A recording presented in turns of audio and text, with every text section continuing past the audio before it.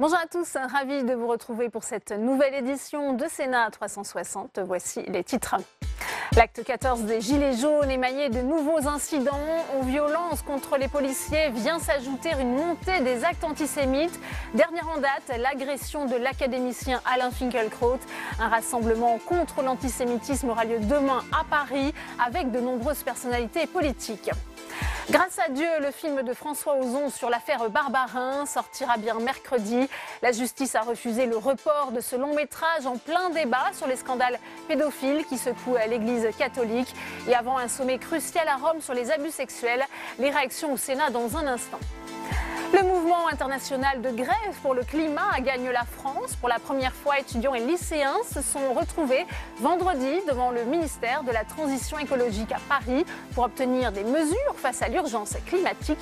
Reportage et débat dans cette édition. Et je vous rappelle que vous pouvez réagir sur Twitter avec le hashtag Sénat360 pour m'accompagner cet après-midi. On retrouvera Tam Nuit, salle des conférences pour les réactions des sénateurs à cette actualité dans notre multiplex tout de suite.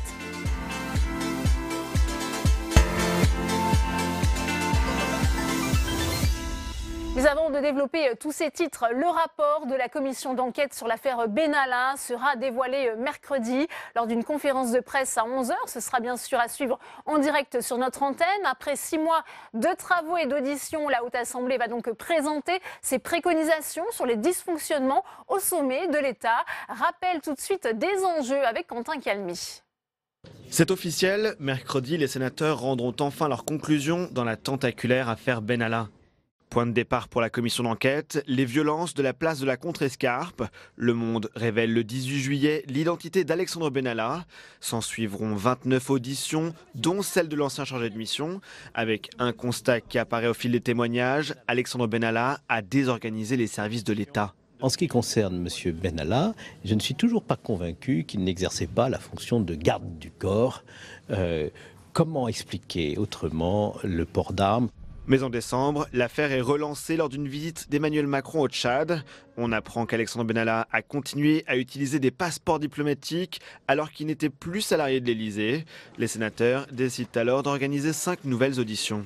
Quand il va voir le frère du président du Tchad, qui a un rôle éminent en matière de sécurité et d'importation d'armes au Tchad, et qu'il le fait avec un passeport officiel, on peut quand même s'interroger sur le rôle réel de M. Benalla dans une diplomatie parallèle. Aux soupçons de diplomatie parallèle s'ajoute ensuite le volet sur les contrats russes.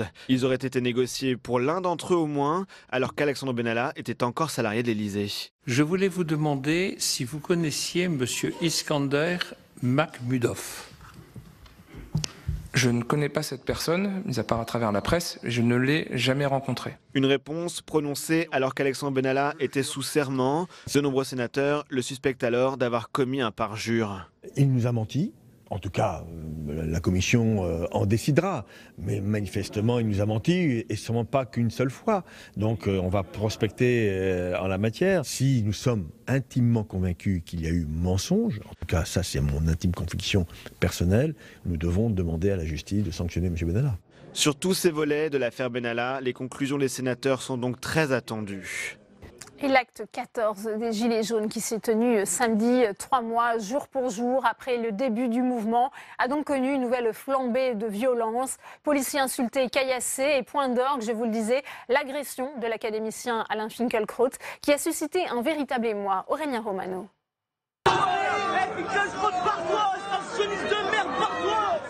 Le philosophe et académicien est insulté en pleine rue par des membres de la manifestation des Gilets jaunes samedi à Paris.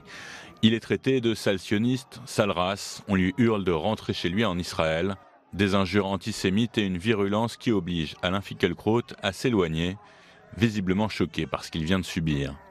Le parquet a ouvert une enquête pour injures publiques et l'un des auteurs des insultes a été identifié comme étant proche de la mouvance salafiste. Toujours samedi, cette fois à Lyon. On est pris et parti et on reçoit des pavés. Ces images, filmées par la police à l'intérieur d'un fourgon, montrent la violence d'une agression subie par les forces de l'ordre. Coincés en pleine circulation pendant une manifestation des Gilets jaunes, les 2 policiers subissent les assauts de nombreux manifestants. Vas-y, avance, vas-y, avance. Vas-y. avant de pouvoir enfin s'extraire de ce mauvais pas. On les sent eux aussi choqués par ce qu'ils viennent de subir. Ça va? Ça va? Dimanche à Paris, c'est une figure des Gilets jaunes qui est insultée par d'autres Gilets jaunes.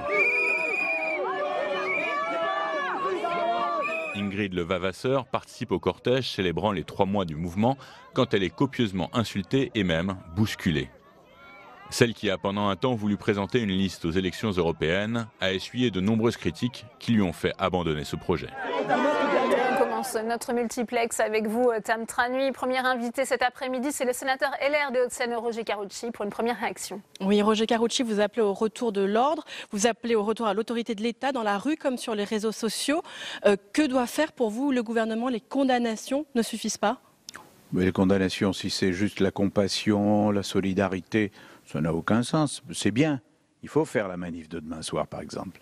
Mais enfin, il faut prendre des mesures concrètes. La fermeture des mosquées salafistes qui appellent à la haine, la poursuite contre les ultra-droites et les ultra-gauches qui passent leur temps à tenir des propos antisémites sur les réseaux sociaux comme dans la rue et qui, pour le moment, ne sont pas poursuivis ni condamnés. Si on veut rétablir l'ordre, il faut aller à l'essentiel. Il faut de la formation, de l'éducation et il faut dans l'immédiat de la répression. Face à toutes ces violences dont vous parlez, est-ce que vous pensez que les Gilets jaunes doivent aujourd'hui arrêter leurs manifestations? Ça fait un moment que je le dis, donc c'est pas juste après ce week-end. De manière claire, ils étaient 200 000 dans les rues au mois de novembre avec des revendications essentiellement économiques et sociales sur le pouvoir d'achat. Maintenant, ils sont 40 000, donc il n'y a plus les Gilets jaunes d'origine, si je puis dire, il n'y a plus que les politisés. Et ils ont ostensiblement des revendications qui n'ont plus grand-chose à voir avec le pouvoir d'achat, et ils sont totalement infiltrés par l'ultra-gauche, l'ultra-droite, violents, qui veulent venir pour casser du flic, casser des gens, casser tout ce que vous voulez. Bon, ça suffit. Vous avez commencé à parler de la grande marche contre l'antisémitisme qui va se tenir demain à 19h. Jugez-vous que le mouvement des Gilets jaunes est antisémite ou que ce n'est le fait que de quelques-uns? Votre réaction aux insultes qu'on a entendues quelques-uns, avec Alain certainement Finkielkraut, pas. Certainement pas. Et qu'on n'essaye pas de réduire ça en disant « Oh, il n'y en a que 10 ». Non, ça n'est pas vrai. Donc pour vous, il y a quand même un fond antisémite très clair chez beaucoup. Pas chez tous. Beaucoup de Gilets jaunes sont des gens qui sont là parce qu'ils veulent un peu plus de pouvoir d'achat. Ils ne sont pas mus par des sentiments racistes. Mais il y a beaucoup quand même d'inscriptions, d'attaques, de slogans. Ce n'est pas juste 4-5. Alors évidemment, celui qui a insulté Finkielkraut se révèle être un islamiste connu. Très bien, donc je pense que celui-là va être appréhendé. Mais il y en a d'autres. Il y en a d'autres. Justement, demain, est-ce que vous serez à la marche? Et est-ce que vous regrettez que le président de la République, Emmanuel Macron, ne s'y rende pas? Il l'a dit aujourd'hui. Je serai à la marche sans illusion. J'ai toujours dit que ce n'était pas des marches qui faisaient la politique. C'est un gouvernement, des mesures, des textes, une action concrète contre l'antisémitisme. Pas simplement venir dire il faut que l'antisémitisme s'arrête. C'est pas dans une manif qu'on arrête l'antisémitisme. Que le président de la République n'y soit pas, moi ça ne me dérange pas dans la mesure où la manif a été lancée par des partis politiques. Je ne suis pas sûr que ce soit le rôle du président de la République d'être là. En revanche, j'y serai sans illusion parce que j'y vois venir des antisionistes primaires, agressifs, souvent très limites de l'antisémitisme et qui vont se refaire une petite santé. Justement, vous parlez d'antisionisme. Est-ce que vous êtes favorable à la proposition de loi que veut déposer Sylvain Maillard, qui veut reconnaître Que oui. Et je regrette les réserves de Mme Belloubet et de M. Blanquer, qui ferait mieux de bien réfléchir à ce qu'ils font dans une période aussi difficile. Donc pour vous, l'antisémitisme est une forme d'antisémitisme? Jamais la proposition du groupe de l'Assemblée nationale était de dire qu'il fallait absolument soutenir pour tout le monde la politique de Netanyahou. Mais la négation de l'État d'Israël, la négation de la possibilité pour l'État d'Israël d'exister, ça frise l'antisémitisme quand même, non? Bien, merci beaucoup, Roger Karoutchi, pour votre réaction. Merci beaucoup, Tam. Et justement, vous venez d'en parler. La classe politique a fait part de son indignation après les injures proférées par une partie des Gilets jaunes à l'encontre du philosophe Alain Finkielkraut, à commencer par le chef de l'État. Il se rendra d'ailleurs mercredi au dîner du CRIF avant ce grand rassemblement prévu demain soir à Paris. C'est un reportage de Michael Switzberg. Alain Finkielkraut pris à partie par des Gilets jaunes. C'était samedi, en marge du cortège parisien, alors que l'académicien rentrait chez lui. Un tombereau d'injures à caractère antisémite qui ne laisse pas indifférent. Les réactions se multiplient. Non, vous n'êtes pas le peuple. Vous êtes la France de la haine, celle qui nous fait honte. Je veux dire à Alain Finkielkraut que je suis meurtri ce soir. Dans le vacarme d'indignation, quelques voix dissonantes. Jean-Pierre Mignard, ancien proche de François Hollande et aujourd'hui soutien d'Emmanuel Macron, ou Thomas Guénolé, membre de la France Insoumise. Cela fait des années qu'Alain Finkielkraut répand la haine contre les jeunes de banlieue, contre les musulmans, contre l'éducation nationale. L'insulter comme insulter quiconque est condamnable, mais le plaindre certainement pas. À l'heure où les agressions contre les juifs connaissent une forte augmentation en France, le député Sylvain Maillard veut aller plus loin dans la lutte contre l'antisémitisme et punir l'antisionisme, cette haine d'Israël qui est une nouvelle façon d'haïr les juifs. On fera une proposition mardi soir, mais l'antisionisme doit être aussi combattu et doit être aussi sanctionné, ce qui n'est pas le cas à l'heure actuelle. Une manœuvre politique pour la France insoumise. Nous sommes typiquement dans une instrumentalisation. On doit pouvoir critiquer la politique de M. Netanyahou sans passer pour un antisémite. Du côté du gouvernement, la proposition de Sylvain Maillard est timidement accueillie. C'est une initiative que je viens de découvrir.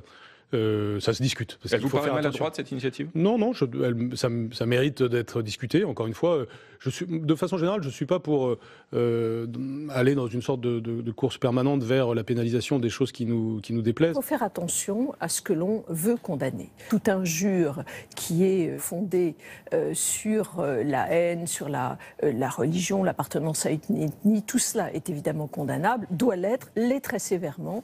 Le reste mérite un débat au Parlement. Mardi soir, une marche contre l'antisémitisme ouverte à tous les partis politiques aura lieu à Paris. Et on continue les réactions avec vous, Tam Tranu, avec le sénateur socialiste de Paris, Rémi Féraud. Oui, Rémi Féraud, face aux violences et face aux derniers actes antisémites qui ont eu lieu ces derniers jours, est-ce que vous pensez que les Gilets jaunes doivent continuer à manifester aujourd'hui ? En tout cas, je pense qu'ils doivent manifester dans d'autres conditions.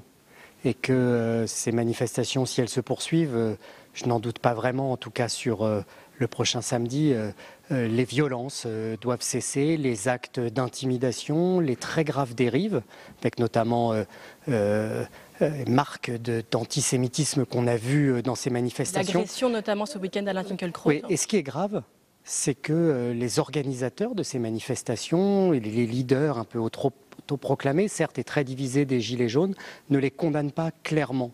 C'est cela qui est attendu d'eux aujourd'hui, c'est qu'ils condamnent très fortement et les violences et des agressions inadmissibles comme celle d'Alain Finkielkraut samedi. Comment est-ce que vous expliquez ce manque de condamnation de la part des dirigeants des Gilets jaunes ? Est-ce que vous jugez qu'aujourd'hui ce mouvement est pénétré par des mouvements antisémites ? À l'évidence, il y a à la fois de l'ultra-droite, de l'ultra-gauche, des adeptes de Dieudonné et de Soral qui se sont greffés sur ces manifestations, car je ne confonds pas tout, ça n'est pas l'origine du mouvement qui a rencontré une très grande adhésion populaire. Moins les manifestations sont nombreuses, plus ces éléments radicaux sont présents dedans. Je pense que c'est aujourd'hui un vrai défi pour la sortie du mouvement. Ça s'inscrit par ailleurs dans une très grande dégradation du débat public, de l'esprit public, dont le gouvernement est aussi comptable et responsable. Il y a une réaction de nombreux partis politiques demain face à ces actes antisémites avec cette marche. François Hollande y sera, pas Emmanuel Macron. Est-ce que vous le regrettez ou est-ce que vous jugez que ce n'est pas la place du président de la République ? Je me réjouis que ce rassemblement ait lieu. Je me réjouis que ce soit le Parti socialiste, Olivier Faure, qui en ait pris l'initiative et que tout de suite la réaction ait été très positive. Je me réjouis aussi que François Hollande y participe. C'était un grand président dans une année extrêmement difficile pour la France, je pense notamment à 2015. Et puis, je pense que Emmanuel Macron aurait sa place dans ce rassemblement comme François Mitterrand l'a eu après Carpentras. C'est à lui de voir aujourd'hui. Et est-ce que Marine Le Pen est pour vous la bienvenue dans cette manifestation demain ? On sait que ça fait débat. Elle n'était pas la bienvenue dans ce qui appelait à la manifestation et c'est la moindre des choses quand on connaît son parti, son entourage et un certain nombre de propos passés. Si elle a changé d'avis et si l'extrême droite française veut se refaire une virginité sur cette question de l'antisémitisme, personne ne sera dupe. Mais à la manifestation, personne n'est interdit et tous les Français qui souhaitent y participer le pourront. Un mot pour conclure, Rémi Féraud, sur l'impact de toutes ces manifestations des Gilets jaunes pour Paris, avec tous ces samedis pour les commerces et aussi la casse dans les rues. Où en est-on? Le bilan, il est très lourd parce qu'il est cumulé de casse et aussi de chiffre d'affaires qui n'est pas fait, parce que on voit bien tous les samedis dans certains quartiers il y a très peu de clientèle, donc l'impact économique sera aussi lourd en matière touristique pour l'image de Paris. Je pense que le gouvernement aurait dû aussi y réfléchir plus tôt et savoir éteindre l'incendie dès le départ. Aujourd'hui, je pense que l'impact sera lourd, mais Paris est aussi une ville résiliente. On l'a montré ces dernières années. Donc je sais que nous allons nous en relever. Bien, merci beaucoup Rémi Féraud d'avoir répondu à mes questions. Merci. Merci beaucoup Tam. En bref, le sénateur LR de la Moselle, François Grosdidier, a été mis en examen jeudi. L'ancien maire de Wappy est soupçonné de détournement de fonds publics et de prise illégale d'intérêts. Ces accusations concernent une affaire de 2013. À l'époque, il était à la fois maire et député. Ce dernier, je cite, dénonce un harcèlement judiciaire. Le grand débat se décline un peu partout en France. Nous sommes allés à Marseille, dans le 15e arrondissement de la cité phocéenne, où une concertation était organisée par la sénatrice socialiste Samia Ghali. Vous allez le voir dans une salle comble. C'est un reportage de Fabien Riquer. Il est presque 20h dans le 15e arrondissement de Marseille. À l'initiative de la sénatrice socialiste Samia Ghali, les habitants des quartiers nord sont venus se prêter au jeu du grand débat. Pour moi, c'était important que la population réponde à ce message de débat national, mais local. C'est eux qui ont la parole. Moi, je vais faire juste le chef d'orchestre, je leur donne la parole, mais c'est eux qui vont s'exprimer. Pour ces Marseillais, restés à l'écart du mouvement des Gilets jaunes, l'exercice est inédit, mais la salle est comble, 200 personnes ont répondu présent. À mon avis, il faut que ce soit cadré, parce que quand il y a beaucoup de monde comme ça peut partir dans tous les sens, et j'espère que ce sera cadré. Si l'intitulé du débat est national, ce sont bien les enjeux locaux qui libèrent la parole. Ce soir, pas question d'ISF ni de référendum, mais plutôt de transport, de pollution et surtout de logement, dans une ville encore traumatisée par le drame de la rue d'Aubagne. On a perdu une vie, on espère qu'ils ne sont pas partis pour rien, parce que malheureusement, ce n'est pas la première fois que des personnes décèdent à Marseille à cause des logements insalubres, mais malheureusement, il en a fallu 8 et un aussi gros scandale que ça pour que tout le monde s'en rende compte.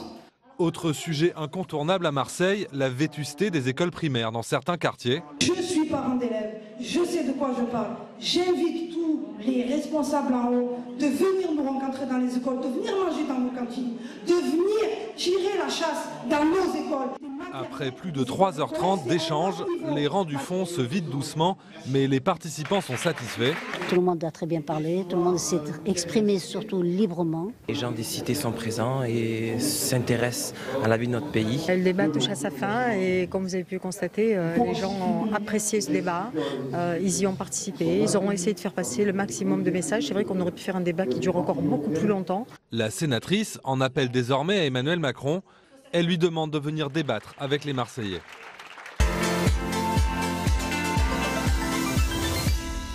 Et on ouvre le débat dans Sénat 360 avec mes invités sur ce plateau. J'ai le plaisir de recevoir Rachid Temal. Bonjour, merci d'être avec nous. Vous êtes sénateur socialiste du Val d'Oise. Également sur ce plateau, Martin Baumert. Bonjour, vous êtes délégué général des Jeunes avec Macron, membre du bureau exécutif du parti présidentiel. Bienvenue à vous. Jean-Raymond Hugonet est également avec nous. Bonjour, vous êtes sénateur LR de l'Essonne. Et puis Olivier Léonard, bonjour, vous êtes sénateur RDSE de ce même département dans lequel Gérard Larcher était vendredi. On verra le reportage dans un instant. Première question pour vous, Rachid Temal, puisque on l'a vu à Marseille à travers ce reportage de Fabien Riquer, ça a quand même des vertus, ce grand débat. On voit ces Français qui parfois s'étaient un peu détournés de la politique, ils se réapproprient la chose publique. Vous dites que c'est à mettre au crédit du gouvernement ?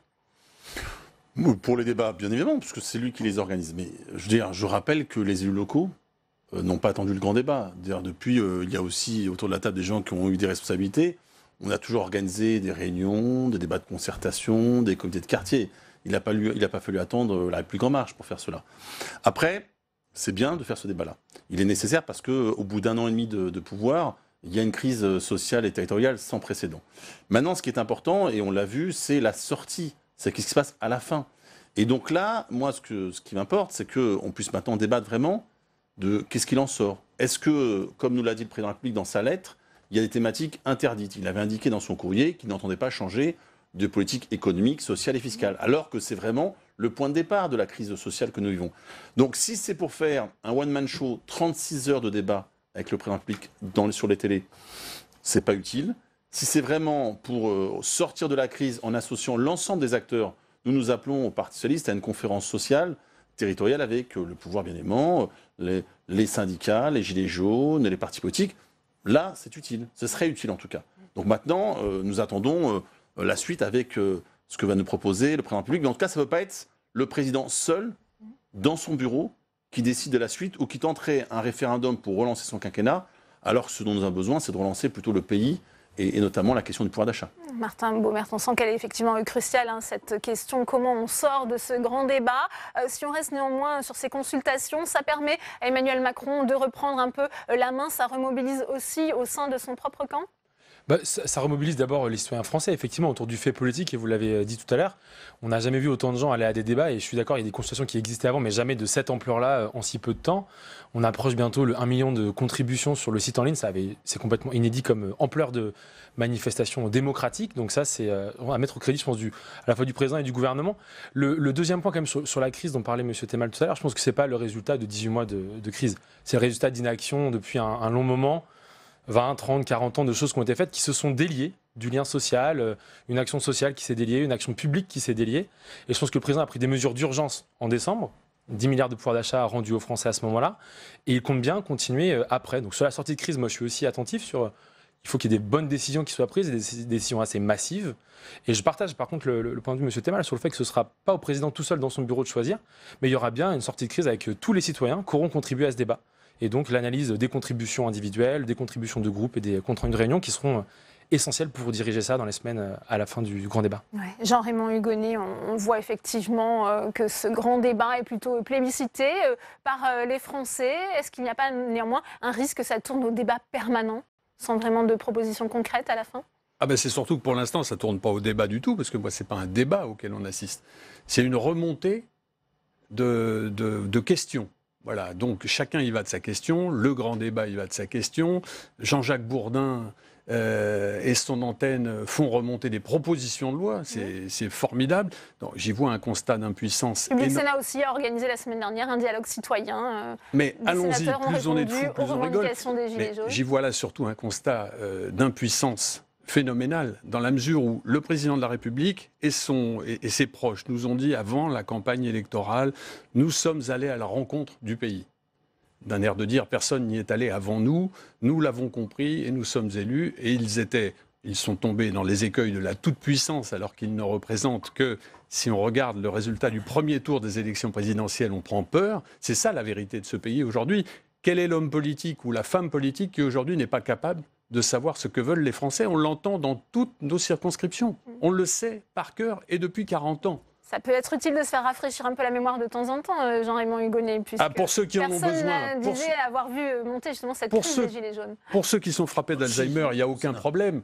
Mais sincèrement, un petit peu de sérieux, je vous garantis. Ce pays, aujourd'hui, on le connaît. Le jeu de Bonneteau, quand vous dites 10 milliards, mais c'est l'exemple type.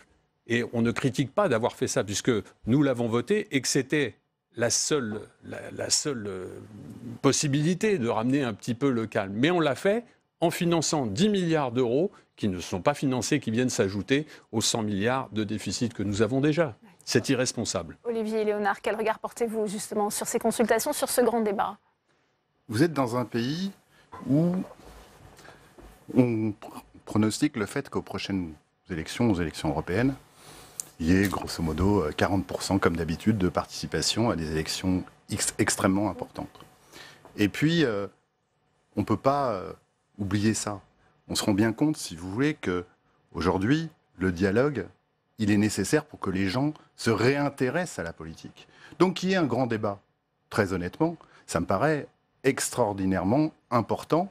Et il faut saluer le fait que déjà, des centaines de milliers, voire des millions de personnes sont allées dans des salles pour discuter, échanger, sans pour autant dire que ça va régler les problèmes. Ce qui réglera les problèmes, d'ailleurs, encore faut-il... c'est impossible de régler tous les problèmes. Mais par contre, faire que des gens se réintéressent à la politique, se réintéressent à la chose publique, ça me paraît absolument essentiel. Et je crois que la question du débat permanent, elle va exister. On peut en penser ce qu'on veut, mais je ne pense pas qu'il y ait un programme aujourd'hui qui règle tous les problèmes des Français. C'est pas vrai. La question maintenant, c'est évidemment de répondre aux engagements qui ont été pris au moment de la campagne présidentielle, mais en même temps de continuer le dialogue avec les Français. Ils le demandent et ils en ont besoin. Alors, on évoquait effectivement le déplacement du président du Sénat, Gérard Larcher, qui s'est lui rendu vendredi dans votre département, l'Essonne, justement pour participer à un débat avec des maires ruraux. C'est un reportage de Jérôme Rabier.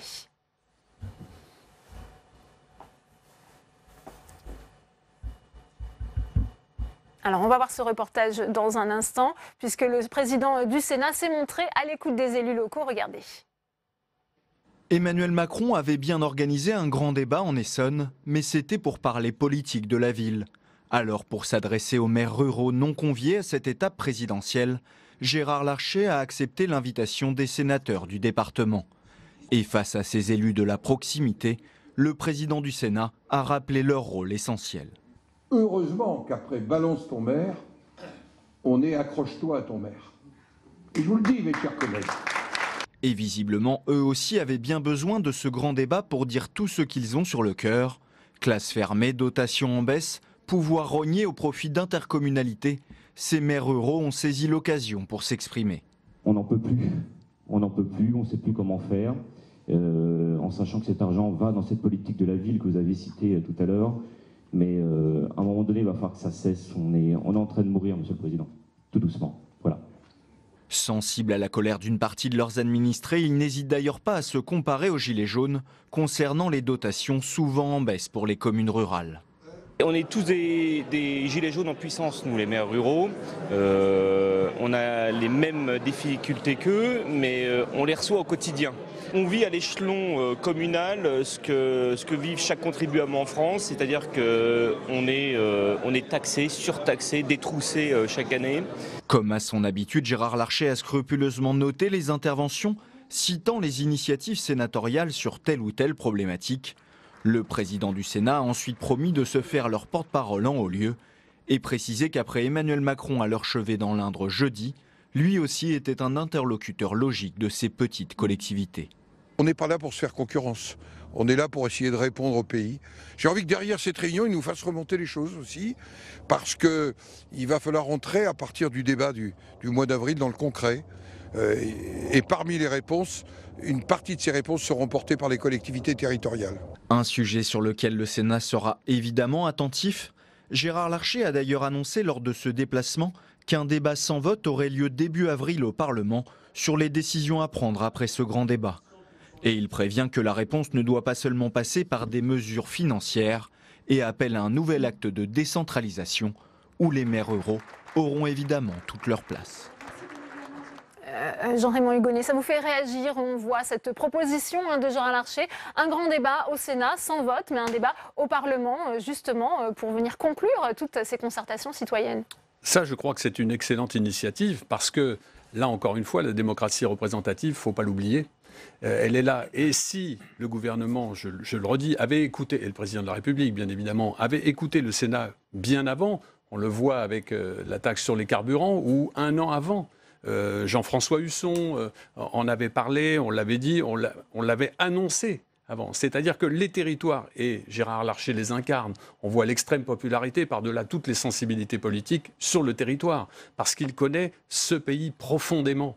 Et encore une fois, la crise est partie de ces territoires par des gens qui aujourd'hui se sentent oubliés. Donc il est bon que la représentation nationale puisse justement s'exprimer et tirer des conclusions sur ce qui sera remonté. Une réponse institutionnelle, un débat sans vote au Parlement, ça vous paraît satisfaisant, Olivier Léonard? Je crois qu'on est dans une situation où effectivement, je partage ce que vient de dire Jean-Yves Hugonet, mais objectivement, c'est pas là que les choses vont se passer à l'arrivée. Ce qui va se passer, c'est si aujourd'hui qu'on soit dans une situation où le résultat des propositions que va faire le gouvernement et donc le président de la République puisse répondre aux questions que les Français se posent. Ça va être compliqué. Ça va être compliqué parce que, évidemment, ça risque de coûter cher. Ça risque de coûter cher. Et donc, c'est là où on attend quand même avec impatience la fin de ce grand débat, qui à mon avis doit continuer, je l'ai dit tout à l'heure, mais qui évidemment doit se traduire par des réponses très concrètes. Parce que sinon, ça risque de se retourner contre ceux qui l'ont initié. Ouais, c'est le revers de la médaille. Effectivement, Martin Baumemer, plus ça fonctionne, ce grand débat, plus les attentes grandissent et il faudra des réponses particulièrement marquantes pour les Français. Oui, bien sûr, mais je pense qu'il y en a déjà eu quelques-unes qui ont été prises des mesures d'urgence, on l'a dit tout à l'heure, et on est tous d'accord sur le fait que c'était au moins le minimum à faire maintenant. Moi, sur le débat permanent, je suis tout à fait d'accord avec ça, et je pense même qu'il va falloir repenser un petit peu la façon dont fonctionne notre démocratie. Le monde a changé depuis 1958. Peut-être qu'il va falloir imaginer des façons d'intégrer le citoyen de manière un peu différente, plus régulière au sein de ces consultations, sans revenir sur le principe de la démocratie représentative, mais je pense que c'est important de laisser cette voix citoyenne s'exprimer plus régulièrement, peut-être par d'autres outils. On a des moyens numériques qui nous permettent de faire ça plus régulièrement, peut-être de mettre des choses permanentes de débat avec des maires ruraux. Il y a plein de solutions qu'il faut imaginer. Et c'est là aussi où je compte sur nos élus, pour nos parlementaires en général. Le droit de pétition qui pourrait avoir un droit de suite au Sénat, c'est une proposition aussi. Ça peut être une option à regarder, mais il y a des choses bien, par exemple, qui sont dans d'autres pays ou même au niveau européen. L'initiative citoyenne au Parlement européen permet de mettre des sujets dans l'agenda du Parlement, ce qui n'est pas le cas en France. Il y a des choses comme ça dont il faut s'inspirer. Et je pense, en dernier point, c'est ce grand débat-là, il aura des solutions à apporter à tous les niveaux. Il y aura des solutions très locales, qui seront des ressorts des maires ruraux, des maires locaux, enfin de tous les maires de France. Ça peut aller très vite par décret, comme par exemple sur cette question des 80 km/h, on sait que ça avait beaucoup cristallisé les tensions. Ça pourrait, il faut moduler ça, parce qu'on a fait un retour d'expérience qui dit que ce n'est pas la bonne façon d'avancer, très bien. Mais il y a aussi des solutions qui tireront des bonnes solutions pour les Français au niveau, par exemple, européen. Et donc, il y aura tous les échelons à traiter pendant la conclusion de ce grand débat. Comment on traite la transition écologique? Elle ne se traitera pas uniquement par l'action des maires de France. Rachid Temal, on sait que la question du référendum n'est toujours pas tranchée. A priori, ça ne sera pas le jour des élections européennes. Cette option est écartée, mais le président ne s'interdit pas de revenir peut-être justement en septembre pour une consultation auprès des Français via un référendum. Ça serait une bonne réponse à ce grand débat? Je crois que la première réponse, elle est sur la question de la justice sociale fiscale. Parce que moi j'entends, vous nous dites 10 milliards au mois de décembre, mais à côté de tout ce qui a déjà été pris. Parce qu'il ne faut pas oublier, quand vous êtes aujourd'hui, par exemple, prenons le cas des retraités, ils ont un pouvoir d'achat qui a diminué. Les plus riches, sur la question, on a fait un choix stratégique. Sur les plus riches, vous avez fait le choix d'aider les plus riches, puisque vous avez fait le choix de retirer l'ISF. Vous avez raison de le dire, vous avez raison de le rappeler. Pour les jeunes actifs, par exemple, leur salaire augmenté. Excusez-moi, ça n'a rien à voir. Là, vous inventez une histoire qui n'existe pas. Vous avez fait le choix de donner 5 milliards d'euros aux plus riches de ce pays, et de retirer à tous les autres, les APL 5 euros un peu plus, de retirer aux retraités, c'est une réalité. Étant donné 100 euros de RSA, je vous dis avec des chiffres, je sais que c'est compliqué. La réforme fiscale, ça peut faire partie peut-être des soit on peut débattre, mais vous voyez, sur cette réponse-là, vous avez pris beaucoup d'argent aux Français, vous leur donnez des picadilles. Sur les 100 euros, demandez aux Français concernés, c'est pas la vraie. C'est pas vrai, puisque c'est pas toutes les personnes qui étaient au niveau de SMIC qui ont eu cette revalorisation, et c'est pas 100 euros. Vérifiez vos chiffres. Excusez-moi, vérifiez vos chiffres, vous verrez. Ça, c'est le premier niveau, et donc je pense qu'il faut des réponses. Après, il y a la question institutionnelle, parce que ça le débat. Et moi, je peux pas entendre sur on a besoin des maires, on a besoin du locaux, et le référendum qu'on nous propose, c'est diminuer le nombre d'élus. Il y a une contradiction. On ne peut pas à la fois dire il faut des acteurs de la démocratie partout sur les territoires qui jouent ce rôle-là, et en même temps en retirer. Ça ne marche pas. Après, on peut avoir des propositions intéressantes. Moi, je suis favorable, par exemple, à ce que sur un certain nombre de textes qui passent au Parlement, à l'Assemblée ou au Sénat, il y ait une possibilité d'amendement citoyen. C'est-à-dire que concrètement, comme nous le faisons là, en commission ou en séance, on puisse étudier et donc se prononcer sur des amendements citoyens. Ça a été un peu fait à l'époque sur la loi sur la politique numérique sous le dernier quinquennat. Il faut aller beaucoup plus loin, il n'y a pas de souci. Je pense que ça serait d'expliquer aux Français qu'il y a bien une démocratie, il y a bien des élections, mais que entre deux élections, vous pouvez co-construire la loi, et je pense que ce serait beaucoup plus pertinent que cette logique de référendum d'initiative citoyenne. Donc, il faut des réponses sur la question sociale, sur la question des services publics, et là aussi, je regrette que le gouvernement, pendant ce grand débat, lance un plan de suppression de postes de la fonction publique, et donc d'impact sur les politiques publiques. Alors que là, aujourd'hui, sur la question des maternités, il en faut plus, et pas moins. Vous voyez, il y a des moments où le gouvernement dit « je discute, mais je prends des décisions d'ores et déjà ». Donc il faut que tout le monde revienne dans le bon sens, des réponses sociales, des réponses démocratiques, et je pense qu'une conférence sociale, territoriale de tous les acteurs me paraît une bonne chose, que tout le monde soit autour de la même table. Alors votre réponse, Martin Baumemer, on est en train d'ouvrir 400 hôpitaux locaux pour répondre à ces problèmes-là, donc employer plus de personnel dans ces domaines-là. On en enlève ailleurs, parce que mais c'est pas des EDL, je vous le dis très clairement, on ouvre des hôpitaux, on va en ouvrir.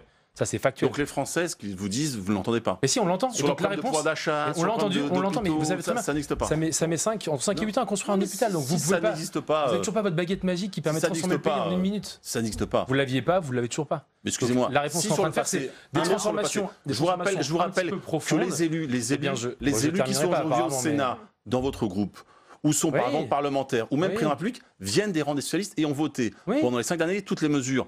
Donc ne faites pas de semblant d'être les nouveaux. Allez, on va essayer d'avancer dans ce débat et on va donner aussi la parole à Olivier Léonard, puisque je voudrais vous entendre aussi sur le mouvement des Gilets jaunes, parce que ça a aussi peut-être été une des vertus de ce grand débat. Le mouvement s'essouffle, puisque la revendication première, c'était aussi d'être entendu. Il y a de moins en moins de monde dans les rues le week-end, mais avec des actes beaucoup plus violents. Olivier Léonard, on se souvient de votre question la semaine dernière, lors de la séance de questions d'actualité au gouvernement. Ces violences marquées par cette montée de l'antisémitisme, ça vous inquiète, Olivier Léonard ? Évidemment, on est dans une situation qui est vraiment très inquiétante. Très inquiétante. Aujourd'hui, quand on voit ce qui s'est passé lors de cette manifestation de Gilets jaunes, j'ai envie de dire que dans les Gilets jaunes, il y a effectivement à boire et à manger. Mais aujourd'hui, il faut le reconnaître, il y a un problème majeur. On se pose même la question d'interdire des manifestations, ce qui quand même serait pas forcément... C'est de la responsabilité des Gilets jaunes, justement, de ne plus aller manifester. Écoutez, vous les appelez, vous, à je remarque qu'il y en a qui le disent, parce qu'ils n'ont pas envie d'être confondus avec cette bande d'antisémites, cette bande de fascistes, qui s'est, je dirais, bien montrée l'autre jour en plein cœur de Paris. Parce qu'il faut quand même mesurer le niveau aujourd'hui de montée de l'intolérance, du racisme, de l'antisémitisme. Et des fois, je me dis que le grand débat sur les Gilets jaunes, il aborde assez peu ces questions. Et je crois que si vous voulez, aujourd'hui, il y a 2 questions qui sont pour moi essentielles, qui ne sont pas abordées dans ces débats, et pour lesquelles il me semble que la République doit se lever. C'est les questions en particulier de laïcité, qui aujourd'hui sont, à mon avis, prégnantes dans l'ensemble du pays. Et il y a la question de l'avenir de notre planète au travers de la question écologique. Et ça, si vous voulez, le débat sur Gilets jaunes, etc., eh bien, petit à petit, il fait oublier ces questions-là qui, pour moi, sont les questions centrales, les questions principales. Jean-Raymond Hugonet, est-ce qu'il y a eu justement ce mouvement des Gilets jaunes qui a été noyauté par une partie des extrêmes, selon vous ? Bien sûr, c'est une évidence. Alors en plus, en deux périodes où on le voit bien, dans un premier temps, il y a eu une espèce de générosité ou de vérité, et ensuite, chaque camp, essaye de s'infiltrer, c'est caricatural. Il ne faut pas oublier une chose, notre pays, reprenez, parce qu'on a passé très très vite là-dessus, le résultat du premier tour des élections présidentielles. Le pays est coupé en 4, et encore je fais court, il est coupé en 4, profondément. Ces 4 camps ne voient pas le même objectif. Tant qu'on ne verra pas le même objectif, on ne s'en sortira pas. Un chiffre est très simple. Il y a eu un débat entre nos collègues. Voilà, il n'y a pas assez de dépenses publiques en France. On est à 1000 milliards de dépenses publiques. C'est une honte pour ce pays parce qu'on dépense énormément et visiblement, ça ne donne pas les fruits escomptés puisqu'en plus, ça ne va pas et qu'on cultive un déficit endémique. Alors, il faut qu'on m'explique. On ne poursuit pas le même objectif. Et l'objectif aujourd'hui, ce n'est pas des objectifs personnels de pouvoir politique, comme on le voit aujourd'hui, c'est l'avenir de ce pays. Et je veux vous garantir, l'avenir de ce pays, aujourd'hui, il est en pointillé. Heureusement, et je vous le dis, moi, je fais partie de ceux qui ont envie de construire quelque chose. Mais je ne vais pas construire sur la base de n'importe quoi, comme on voudrait nous le faire gober aujourd'hui. Sur la laïcité, c'est clair. Notre pays, il est laïque, profondément laïque. Voilà. Mais on est aussi dans un temps où on a besoin de spiritualité, quelle qu'elle soit. Pouvoir interdire, stigmatiser n'importe qui, parce qu'il pratique un culte, est une honte absolue dans notre pays. Une honte absolue. Il faut stigmatiser tout cela. Parce que, comme l'a dit Olivier Léonard, c'est une honte de voir ce qu'on a vu dans notre pays. C'est une honte. Alors, est-ce qu'on bouge ? Oui, il y a des initiatives, on va faire des défilés, on va faire... Voilà, tout le monde. L'autre jour, sur le territoire de notre département, Ilan Halimi, la profanation de l'arbre qui avait été planté, c'est une honte absolue. Il faut savoir qu'aujourd'hui, on a également besoin de spiritualité. Vous appelez-vous aux arrêts des manifestations, Jean-Raymond Hugonet ? Qu'est-ce que ça veut dire l'arrêt des manifestations? Demande-moi l'arrêt des délinquants et que les délinquants soient traités comme des délinquants. Le droit de manifestation est un droit assez fondamental dans ce pays. Si on n'est pas capable d'y mettre l'ordre...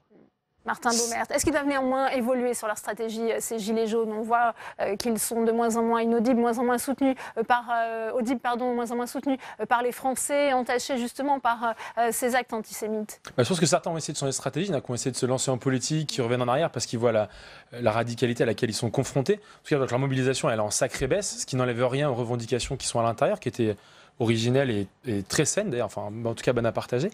Et je pense que leur stratégie, elle doit évoluer vers quelque chose où ils se tournent vers le débat, le respect de notre République et le respect des droits fondamentaux. Parce qu'effectivement, aujourd'hui, il y a un camp qui va s'établir entre ceux qui respectent les uns et les autres, qui respectent les principes de droit dans notre démocratie et ceux qui ne les respectent pas.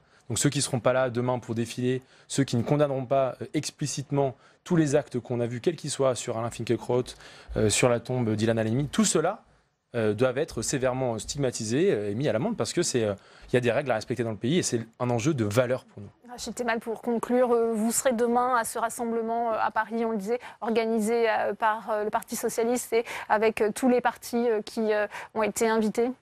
Oui, bien sûr, avec les partis, les syndicats, mais la question n'est pas de qui a initié, très honnêtement. La question, c'est qu'on souhaite que partout en France, les Français soient présents parce que les actes antisémites, c'est la pluie qu'on atteint. Et donc je pense que c'est surtout ça qu'il faut avoir en tête, avec des mesures à la fois sur long terme, notamment sur la pédagogie, la formation, etc. Et puis aussi que chaque acte antisémite ou raciste, xénophobe, etc. soit condamné dorénavant, parce que sinon il y aura un problème. Et si je peux continuer, j'ai pas beaucoup de temps, mais je voulais poursuivre sur la question de la laïcité. Parce qu'effectivement, notre pays, c'est une question importante. C'est la possibilité de croire ou de ne pas croire. Et c'est pour ça que moi je suis interrogatif quand on a entendu que le gouvernement reçoit actuellement... des organisations, enfin des cultes, pour réformer, en tout cas, la loi de 1905. Ça doit nous interroger. Et donc moi, j'aurais aimé qu'il y ait un débat plutôt avec les parlementaires, qu'on sache de quoi il en est question. Parce qu'aujourd'hui, on nous annonce une réforme, la loi de 1905, mais c'est important, et on ne sait pas ce qu'il y a derrière. Voilà, je voulais le dire. Et tous demain, à la République, et partout en France pour dire non, ça suffit à l'antisémitisme. Eh bien, merci à vous, Rachid Temal. Merci Olivier Léonard, on n'a plus beaucoup de temps pour ce débat. Merci à vous, Jean-Raymond Hugonet. Merci Martin Baumert. Dans le reste de l'actualité, je vous le disais en titre, la justice a donc refusé de reporter la sortie du film du réalisateur François Ozon sur l'affaire Barbarin. Grâce à Dieu, c'est son titre, relate le combat des victimes du père Prénat. Une décision qui intervient alors que l'examen de conscience au sein de l'Église catholique sur les scandales pédophiles débute enfin. Louis Duménil. C'est une double victoire pour Grâce à Dieu. Sacré à la Berlinale, le film de François Ozon sortira bien dans les salles ce mercredi sur décision du tribunal de grande instance de Paris. Je suis horrifié par ce que vous me dites. Enfin, moi, ce que j'attends, c'est une sanction de l'Église à son encontre. Je vais être clair avec vous, le père Prénat restera toujours prêtre. Une histoire à visage découvert, citait directement l'ancien prêtre Bernard Prénat, mis en examen pour agression sexuelle sur mineurs dans les années 1980, avait assigné en référé François Ozon afin de repousser la sortie du film en 2020, après son procès. C'est un film qui a été compliqué à financer, à produire. Il y a beaucoup de résistance, il y a des gens qui ne veulent pas que ce film sorte. Et recevoir ce prix, c'est une manière de reconnaître sa valeur et l'importance qu'il a. Un film et une tâche de plus sur l'Église catholique, bousculée depuis plusieurs jours par les affaires. D'abord celle d'un ex-cardinal américain défroqué par le pape François suite à des faits d'abus sexuels commis il y a 50 ans. Puis la mise en examen de l'ambassadeur du pape en France, Monseigneur Ventura, pour agression sexuelle sur un agent de la mairie de Paris début janvier. Ajoutez à cela une enquête diffusée sur Arte qui recense de nombreux témoignages de religieuses abusées par des prêtres. Face à ces démons, l'Église se remet en question via ses représentants auditionnés par les sénateurs. Il n'y a pas eu de système généralisé et organisé d'omerta, et ce, en raison même de l'organisation de l'Église qui fait que chaque évêque est le responsable de ce qui se passe dans son diocèse. S'il n'y a pas eu d'omerta, il y a eu cependant dans une première phase une surdité, un aveuglement, devant la souffrance parfois inexprimée des victimes. Il y a eu un déni. Alors qu'une mission d'information sur la pédophilie est en cours au Sénat, le pape recevra à partir de jeudi tous les présidents de conférences épiscopales du monde pour réfléchir à la prévention des abus sur les mineurs et les adultes vulnérables. Et vous venez de l'entendre, il y a donc cette mission d'information, mission commune d'information du Sénat sur les abus sexuels sur mineurs. La réaction de la sénatrice Françoise Laborde, sénatrice RDSE de la Haute-Garonne, à votre micro, Tam Tranui. Et oui, Françoise Laborde qui fait effectivement partie de cette mission commune d'information. D'abord, votre réaction au fait que le film de François Ozon, Grâce à Dieu, soit bien autorisé à sortir par la justice. Alors moi, je suis ravie. Je suis ravie parce que nous en avons beaucoup parlé, parce que je pense que c'est le moment. On ne pointe pas du doigt spécialement quelque chose, ce sont des faits qui sont prouvés, donc la justice fait son travail.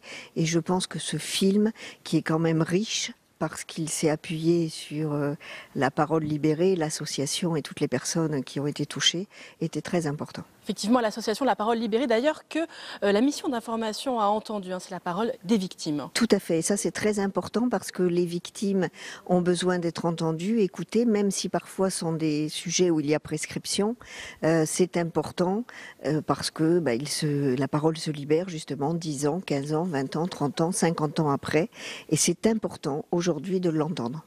Françoise Laborde, coïncidence du calendrier, les travaux de la mission d'information interviennent alors même que l'Église catholique fait aussi un début d'examen de conscience. Sentez-vous que l'Église est décidée à lutter et à faire beaucoup plus la lumière sur les actes de pédophilie dans son institution? Oui, je crois vraiment pouvoir dire oui, parce que là c'est pareil, nous avons reçu des évêques dans la mission d'information. Il y a eu des auditions importantes justement qui font avancer parce qu'on se rend compte qu'on emploie plus seulement les mots péché, mais vraiment crime, que le droit canon n'est pas supérieur au droit français, et c'est très important donc de se rendre compte que l'Église a pris conscience et que l'on tiendra compte maintenant des victimes, de la parole, et que petit à petit on ne déplacera pas les prêtres, comme on déplace parfois les enseignants, ça s'est vu, on déplaçait des personnes sans les juger, puisqu'on mettait un peu le couvercle, et ensuite sans vraiment aller jusqu'au bout, parce que c'est un crime. Est-ce que vous pensez qu'il y a un changement qui est aussi lié au pape François aujourd'hui, qui a eu des paroles fortes sur la question de la pédophilie? Oui, parce qu'il y a eu un premier discours, quand on avait été sur la conférence à Lourdes. Je vois que cela continue. Il y a eu quand même une première sanction. C'est important aussi qu'il y ait des sanctions, qu'on ne reste pas entre soi, pour bien montrer aussi bien aux fidèles qui ne savaient plus peut-être quoi penser, parce que quand il y a un crime, donc cette pédocriminalité dans des institutions, c'est très grave, il y a crime, mais quand c'est au niveau aussi spirituel, les fidèles ne savaient plus trop vers qui se tourner, et les parents qui parfois vont jusqu'au bout quand c'est une histoire au niveau éducation nationale, ils vont peut-être un peu moins quand c'est au niveau d'une église, qu'elle soit catholique ou un culte musulman ou un culte quel qu'il soit. Mais c'est vrai que l'église catholique devait vraiment montrer que les fidèles c'est une chose, la spiritualité c'est une chose, mais quand il y a crime, c'est la loi qui marche, quoi. La loi de la République. Spirituelle dont vous venez de parler, est-ce que vous jugez que c'est l'une des caractéristiques, des spécificités de la pédophilie dans l'Église catholique? On le sait.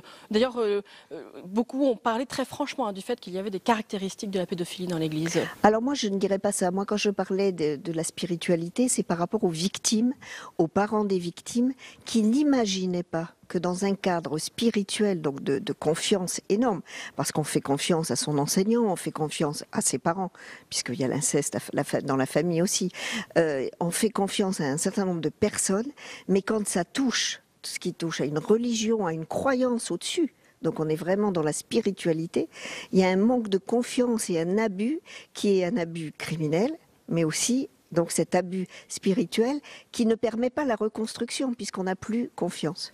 Bien, merci beaucoup Françoise Laborde pour votre réaction. Merci. Merci beaucoup Tam pour cette nouvelle réaction. Il juge l'écologie laissée pour compte. Lycéens et étudiants ont manifesté vendredi pour le climat. Cela a signé le premier volet d'une série de mobilisations pour tenter de forcer le gouvernement à prendre des mesures écologiques. Et le 15 mars, la mobilisation pourrait se poursuivre avec des grèves scolaires dans toute la France. Reportage de Flora Sauvage. Ils entrent en résistance. Parti de Suède l'été dernier, le mouvement des jeunes pour le climat gagne la France. Et 1, et 2, et 3 degrés. Solène a 19 ans. Elle dénonce l'inaction du gouvernement dans la lutte contre le dérèglement climatique. On demande à ce que les politiques prennent des décisions pour améliorer la condition sur Terre et qu'on n'arrive pas à plus 5 degrés et que la planète devienne invivable. Rassemblés devant le ministère de la Transition écologique, ces jeunes lancent un appel à une grève internationale pour le climat le 15 mars. À l'image des élèves belges, suisses et australiens, ils ont décidé de sécher les cours tous les vendredis pour alerter les dirigeants sur l'urgence climatique. Le rapport du GIEC est sorti en début d'année et niveau décideur, ça bouge absolument pas, bien au contraire. Et si on veut limiter une hausse à 2 degrés, il faut qu'on aille extrêmement vite. Et donc on est tous descendus dans la rue avec le mot d'ordre suivant. Pourquoi est-ce qu'on irait étudier si on n'a pas d'avenir? Et donc c'est ce qui justifie ma présence ici. Marie a 23 ans. L'environnement est au cœur de ses préoccupations. C'est important de m'engager pour le climat parce que j'ai l'impression que le pouvoir d'achat, la sécurité, toutes ces questions-là, je comprends très bien qu'il y ait des gens qui soient engagés là-dessus. Mais pour moi, c'est à relativement court terme. Alors que le climat, pour moi, c'est un engagement sur le long terme. En fait, j'ai l'impression qu'il y a beaucoup de gens qui ne se rendent pas compte qu'on peut subir un effondrement économique, écologique dans 20, 30, 40, 50 ans. Face à la mobilisation des étudiants et des lycéens, la secrétaire d'État Brune Poirson a tenté d'ouvrir un dialogue sans succès. Prochain rendez-vous, vendredi prochain.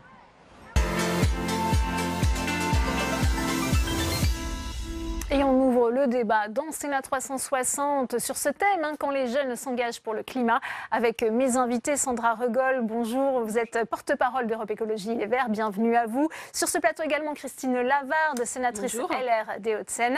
Jean Bignon est également avec nous, bonjour, vous êtes sénateur Les Indépendants République et Territoire, sénateur de la Somme. Et puis Camille, je précise que c'est votre pseudonyme, vous êtes membre du collectif Désobéissance Écolo Paris, un des organisateurs de cette manifestation vendredi. Première question pour vous, comment finalement la France s'est-elle emparée de ce mouvement des jeunes qui se mettent en grève pour le climat? Ça a été rappelé, vous avez été inspiré par d'autres pays. Comment c'est venu jusqu'à vous? Ça a pris un peu de temps, c'est sûr, mais il fallait vraiment qu'on se lance. Et donc, en gros, les assos écolos étudiantes parisiennes les plus actives, il a fallu une petite étincelle, il a fallu qu'on se lance, il a fallu que le collectif Désobéissance Écolo Paris soit vraiment formé. Et puis après, c'était évidemment pour nous une évidence de lancer ça. Et en France, là à Paris, on a un peu notre marque de fabrique par rapport aux autres pays européens et même dans le monde. C'est-à-dire que chaque semaine, on lance une revendication très claire, très précise au gouvernement, qui peut sembler énorme, mais qui en fait est exactement ce qu'il faudrait faire pour éviter le désastre écologique. Et en plus, on couple ça à des actions de désobéissance civile si on n'a pas de réponse satisfaisante de la part du gouvernement. Alors votre première revendication, vendredi, ça progresse, vous en êtes où? Non, il n'y a évidemment aucun progrès. En fait, Monsieur de Rugy a dit qu'il était très content de nous voir, mais on n'a évidemment aucune avancée significative là-dessus. La revendication était en 2 temps. La première, c'est qu'on voulait que le gouvernement reconnaisse publiquement qu'il a été absolument inefficace pour l'instant et qu'il a contribuer en fait à poursuivre le désastre écologique qui a lieu en ce moment. On voulait que soit inscrit dans la Constitution le fait que la France est une république laïque, sociale, indivisible, etc., mais aussi écologique. Ça, c'était le premier point. Et en termes de mesures concrètes, on voulait que des décisions significatives et contraignantes soient prises pour qu'on s'aligne sur les accords de Paris qui ont été signés, c'est-à-dire diminution de 4% par an des émissions de gaz à effet de serre. Ça, c'est pour la trajectoire 2 degrés, même peut-être 8% si possible pour la trajectoire 1,5. Évidemment, rien n'a été fait. Sandra Regol, on voit ces jeunes qui se mobilisent avec cette volonté d'imposer leur agenda, leur calendrier au gouvernement. C'est ambitieux, mais c'est aussi nécessaire, salutaire. Ça fait du bien à cette mobilisation des jeunes. C'est plus que nécessaire. En fait, tout ce que cette jeunesse qui est dans la rue réclame, c'est le droit à vivre un petit peu correctement, normalement, dignement. Et y a des générations avant eux, de gens beaucoup plus âgés, qui ont gaspillé tout le capital dont ils auraient dû hériter, qui ont gaspillé la terre qu'on a héritée. Et donc, il est logique que toute la jeunesse européenne, la France, la Belgique, l'Angleterre, d'ailleurs, il y a dans cette notion de désobéissance civile beaucoup de choses en lien avec le mouvement Extinction Rebellion qui agite l'Angleterre depuis un petit moment maintenant. Et on constate que la jeunesse française aujourd'hui est beaucoup plus mature que ses dirigeants et leur dit essayez de grandir un peu, de grandir pour nous et pour que demain soit meilleur, si ce n'est au moins correct. Il reste 15 ans à peu près pour infléchir la courbe du réchauffement climatique. Effectivement, le gouvernement ne fait rien et est sanctionné pour son inaction. Il y a un recours en justice entrepris contre lui pour rappeler justement que cette inaction a des conséquences sur la population, social, économique, mais en termes de santé aussi et surtout, c'est la vie des habitants et des habitants de la France qui est en danger aujourd'hui. C'est aussi notre économie qui est en danger, c'est tout notre avenir qui est en danger. Et face à ça, le gouvernement continue à regarder derrière. S'il n'y avait pas la jeunesse dans la rue, effectivement, ce serait... On va y venir sur les actions du gouvernement. Christine Lavarde, votre regard, vous, sur ce mouvement porté par ces jeunes qui se mobilisent, qu'est-ce que vous leur dites? Continuez ou attention à ne pas se tromper de combat? J'ai déjà eu l'occasion de porter des sujets autour de l'écologie sur ce plateau et j'avais notamment pu exprimer le fait que je croyais profondément à l'écologie des petites choses et des petits actes et le fait qu'il fallait former les plus jeunes, que c'était notre source de survie, puisqu'aujourd'hui c'est bien eux qui doivent préparer leur avenir. Donc je ne sais pas si c'est le meilleur moyen, la forme qu'ils ont entrepris de sécher les cours tous les vendredis après-midi, surtout que j'ai vu que c'était un public de jeunes très hétéroclite. On trouve des jeunes en classe préparatoire dans les meilleurs lycées parisiens, on trouve des jeunes à l'université, on trouve des jeunes au lycée. Donc je ne sais pas si c'est le meilleur message à leur envoyer que de leur dire c'est bien, continuer à sécher les cours tous les vendredis après-midi. Après, sur le fond, je pense qu'effectivement, ils mettent en lumière un véritable problème autour duquel les élus quand même ont essayé de s'engager depuis plusieurs années. Mais moi, je reste convaincue qu'aujourd'hui, on veut trop centraliser et donc c'est bien de porter plainte contre le gouvernement. Mais aujourd'hui, les véritables initiatives qui font sens, ce sont les initiatives locales.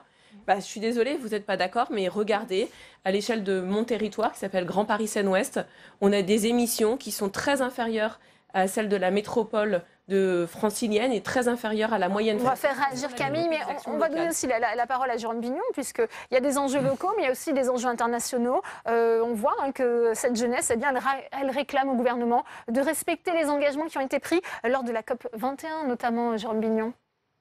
Oui, mais je partage complètement leurs revendications. Moi, je me sens assez à l'aise avec le cri de colère que pousse la jeunesse, parce que c'est elle qui est concernée. Moi, je serais mort depuis longtemps quand on aura atteint... Ça, c'est pas sûr. Comment ? Je crains que si. Ouais. Si, ça va vite. 55 degrés en 2050, ça va vous vite. serez mort, pas nous, 2050, il y a peu de risques que je sois encore là. Enfin bon, je vous remercie d'avoir cet optimisme à mon égard. En tout cas, je pense à moi. Je pense pas beaucoup à moi, je pense beaucoup à mes enfants et spécialement également à mes nombreux petits-enfants pour qui je me bats à longueur de journée sur les problèmes du climat. Donc il faut mesurer. La seule chose que je dis, c'est qu'il faut mesurer que c'est extrêmement difficile, parce que ça ne concerne pas que la France, ça concerne le monde. Ça ne concerne pas que la dernière génération, ça concerne l'Anthropocène, ça fait depuis la moitié de la deuxième moitié du 19e siècle qu'on est parti dans une folie de consommation de charbon, puis de pétrole. Le capitalocène, même, Comment vous pouvez dire. C'est plutôt le capitalocène, c'est-à-dire la faculté qu'a l'être humain à ne pas réfléchir aux conséquences de ses actes et à penser que la valeur financière est la seule qui prévaut. Mais probablement, c'est très compliqué de le faire par anticipation. S'ils y avaient pensé, ils n'auraient peut-être pas agi exactement comme ils ont agi. Je vous arrête tout de suite, ça fait 50 ans qu'on sait très bien qu'on va droit dans le mur. Ça fait 50 ans que les décideurs sont tout à fait au courant. Tout était dans le rapport Meadows. Et il y a un mutisme total de la part des gouvernements à l'échelle mondiale. Si je peux me permettre, vous dites ça, c'est évident que tout le monde le sait. Vous devriez venir assister à des séances du Sénat où on n'a pas toujours l'impression que tous les sénateurs sont convaincus.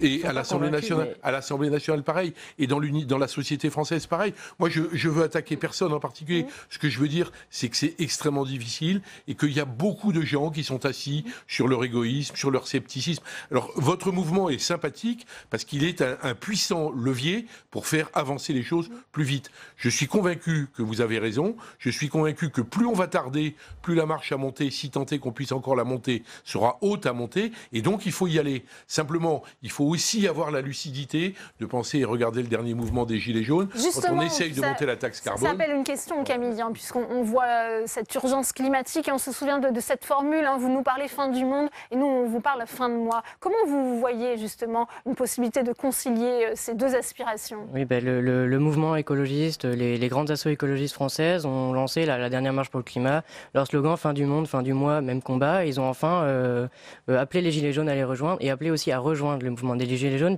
Et donc nous, les jeunes, c'est pareil. Dans notre texte d'appel, on a une phrase qui est vendredi vert, samedi jaune. Pourquoi ? Parce que pour nous, la question de la justice climatique et environnementale est cruciale, mais elle se lie de manière intrinsèque aux questions de justice sociale. Nous, ce qu'on veut, c'est un monde meilleur, un monde vivable, et ce qu'on veut, c'est de toute façon, on réfléchit à l'avenir de l'humanité. C'est simple, aussi simple que ça, mais c'est des questions qui sont jamais soulevées dans des plateaux télé. Donc, vidons-nous la tête et créons un monde nouveau qui permet d'être à la fois soutenable, durable et bénéfique pour l'humanité dans sa totalité. Sandra Regol, c'est vrai que ça a été rappelé, tout le monde n'est pas forcément convaincu de cette urgence climatique. Il faut encore faire un travail de pédagogie pour faire évoluer les esprits. Je ne sais pas si votre assertion première est vraie. Je ne suis pas convaincue. D'ailleurs, les sondages montrent plutôt l'inverse. C'est-à-dire que dans les peurs des Françaises et des Français aujourd'hui, il y a la question climatique. Il y a le fait que si on ne fait rien, demain, il sera peut-être trop tard.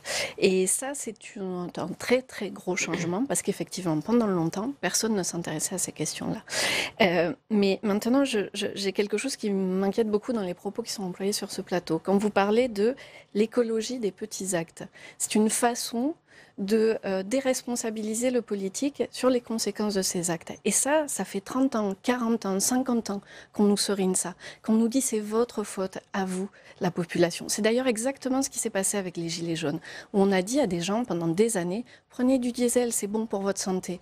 Prenez du diesel, c'est votre petit acte à vous. Prenez du diesel, ce sera pas cher. Alors qu'on savait déjà, au moment où on faisait passer la population au diesel, que c'était dangereux pour sa santé et que ce serait à elle de payer. Et au final, on dit, c'est vous qui allez payer plus cher parce que c'est vous qui êtes responsable. Or, ce sont les politiques qui organisent ces grands chantiers de conversion vers le diesel, qui organisent l'agriculture chargée en pesticides depuis 40 ans. Ce sont les politiques qui sont responsables. Alors même si ce ne sont pas les mêmes personnes au pouvoir, elles ont un héritage, celui de leur famille politique. Et cet héritage-là, elles doivent l'assumer, elles doivent faire face à la catastrophe qui a été politiquement organisée. C'est juste ça qu'il faut faire, c'est répondre de ces actes et c'est là où ça demande un petit peu de maturité et surtout du courage. Ouais. Christine Lavarde. Oui, je n'étais pas là il y a 40 ou 50 ans, donc j'entends bien qu'on est chacun les héritiers de ceux qui nous ont précédés, mais enfin il y a quand même des limites. Et ensuite, je pense qu'on ne peut être que d'accord avec les discours qu'on entend. Après, je pense qu'il appartient aussi aux politiques d'agir en homme ou femme responsable. Et être responsable, c'est pas uniquement avoir des idées utopistes, c'est aussi les insérer. Et Monsieur Bignon le disait très justement, on ne vit pas en autarcie seule. La France n'est pas un petit village gaulois qui ne parle à personne autour de soi. C'est faux. On a à la fois à respecter des engagements macroéconomiques vis-à-vis de nos partenaires européens. On a respecté des engagements en termes de politique internationale. Donc ce n'est pas en avançant tout seul qu'on pourra, il faut arriver à convaincre. L'Union européenne peut être, je pense, un vecteur, puisqu'aujourd'hui, la France seule ne représente rien. Enfin, quand bien même on diminuerait les émissions, vous savez tous que les vents, on ne vit pas. Hein, le fait que le nuage de Tchernobyl se soit arrêté à nos frontières. Et prendre le leadership sur la transition, ça, ce serait une vraie force pour la France. On n'a plus assez d'emplois, on pourrait en créer 1 million. Si on actait la transition. C'est ça aussi l'avenir des jeunes qui sont dans les rues aujourd'hui. C'est ça aussi l'avenir de la France. Regardez la majorité à Bruxelles sur ces sujets-là. Les Polonais brûlent du charbon allègrement. Ils reçoivent j'étais à Katowice. Il y a eu 2 journées où on était en état de pollution maximum parce que toute l'économie... Pour la dernière conférence sur le climat. Pour la dernière conférence sur le climat. Toute l'économie polonaise, tout le chauffage polonais. Et on ne peut pas leur reprocher. Ils n'ont pas assumé cette transition. Ils viennent du communisme. Ils viennent d'une situation extrêmement difficile. Le monde ne change pas. Ben si, c'est quand même la réalité. Ils avaient du charbon, ils l'exploitent. Jeter la pierre aux Polonais. Enfin, la France et l'Allemagne, c'est monstrueux. Dans l'Union européenne est le troisième émetteur de gaz à effet de serre. La France, elle est une voix sur les 27. Oui, bien sûr. Une voix sur les 27. Mais et alors, le jour où elle en vaudra 2, vous me ferez signe. Ça n'a aucun sens de jeter la pierre sur les Polonais. Mais je ne jette pas la pierre. Mais je veux bien parler des Allemands, si vous préférez. Oui, parce qu'on peut aussi parler des... Alors, Camille, on sait qu'on l'a vu dans le reportage, Brune Poirson est sortie un vendredi du ministère. Moi, je suis d'accord avec vous sur le principe. Elle peine à convaincre. Il y avait aussi François de Rugy. Il essaye aussi de se dire à votre écoute. Je vous propose d'écouter le ministre de l'écologie. Je vous ferai réagir après. Je pense que nous pouvons, j'allais dire, presque marcher main dans la main pour le climat. Moi, vous savez, je préfère qu'il y ait des gens qui manifestent devant mon ministère en disant on n'en fait pas assez pour le climat, il faut aller plus vite, plus fort, plus loin. C'est exactement ce que je pense, plutôt que des gens qui me disent ah non, arrêtez, ça va trop vite, ça va trop loin, ça va trop fort. Or, il y en a. Et il y en a, ça, il ne faut pas l'oublier. Ne croyez pas qu'il n'y a que des gens qui demandent qu'on en fasse plus pour le climat. Il y a quelques semaines, il y avait des gens qui manifestaient devant mon ministère pour protester contre la fermeture des centrales à charbon que nous avons engagées. Et qui peut croire à ce coup de communication? Il est en train de nous dire qu'il veut marcher main dans la main avec nous. On a été accueillis par une présence policière monstrueuse. Je pense qu'on dérangeait un petit peu. Ensuite, qui peut croire qu'il est content de nous voir et qu'il a envie d'en faire plus? En réalité, s'il voulait en faire plus, comment vous expliquez que le gouvernement actuel, c'est échec sur échec? Si vous pouvez citer que quelques exemples, le recul sur le glyphosate, la fin des engagements de division par 4 des gaz à effet de serre, et j'en passe plein d'autres. On a un gouvernement qui défend un projet de Montagne d'Or en Guyane d'extraction minière infecte. On a un gouvernement qui est accaparé de A à Z par des lobbies. On a Monsieur Macron, donc j'ai une toute petite liste pour vous faire un tout petit... donc voilà, une liste énorme en réalité. Donc juste quelques exemples. Bon, Macron, on sait que c'est un banquier. Édouard Philippe, c'est un... Oui, mais enfin, c'est pas ça le débat. Non, arrêtez. On n'est pas venu pour discuter ça.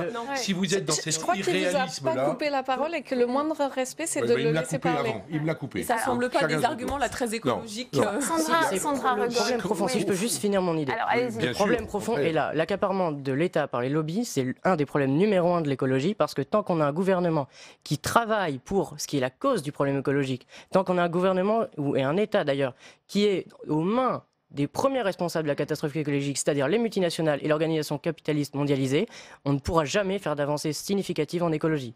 Donc mon argument était... C'est le problème du gouvernement, il n'est pas pertinent du tout. Il est franchement mauvais. C'est dommage parce que vous êtes un garçon intelligent, engagé. Et mon voisin a décidé de ne laisser la parole à personne. Et vous vous enfermez dans une logique de l'impossibilité. Le problème, c'est que ce que vous dites est vrai sur le fond. Il faut aller plus vite, il faut aller plus fort, il faut être plus juste, plus équitable. Mais on ne peut pas le faire comme vous l'imaginez. Parce que si on pouvait le faire, il y a longtemps que ça serait fait. Je propose une idée, par exemple. Sandra rigole. Sur cette question des lobbies, peut-être. Non, mais c'est très intéressant. Ça entrave l'action, justement, en faveur de l'environnement. Complètement. C'est d'ailleurs la raison du départ de Nicolas Hulot de ce gouvernement. Nicolas Hulot qui a été la caution de ce gouvernement sur tout le départ de ce quinquennat. Et aujourd'hui, François de Rugy est un ministre très obéissant au service des lobbies et des intérêts de l'État, contre l'avenir de la planète. Après, je trouve cet échange très intéressant, c'est-à-dire qu'il y a une personne qui intervient en tant que porte-parole et pas en tant que personne qui se met en avant d'un mouvement lycéen étudiant de jeunesse, et les élus se ruent sur lui au premier argument pour leur expliquer qu'il n'a rien compris, que cette jeunesse n'a rien compris. De toute façon, c'est toujours ça, c'est un quotidien très connu des collectifs écolos, qu'ils soient associations, politiques ou autres, c'est d'avoir des gens qui maîtrisent le pouvoir et qui expliquent que nous n'avons rien compris. C'est pas tout à fait ce qui a été dit, peut-être Sandra rigole sur ce plateau. Quand nous dénonçons, je vais juste finir ma phrase, que quand nous dénonçons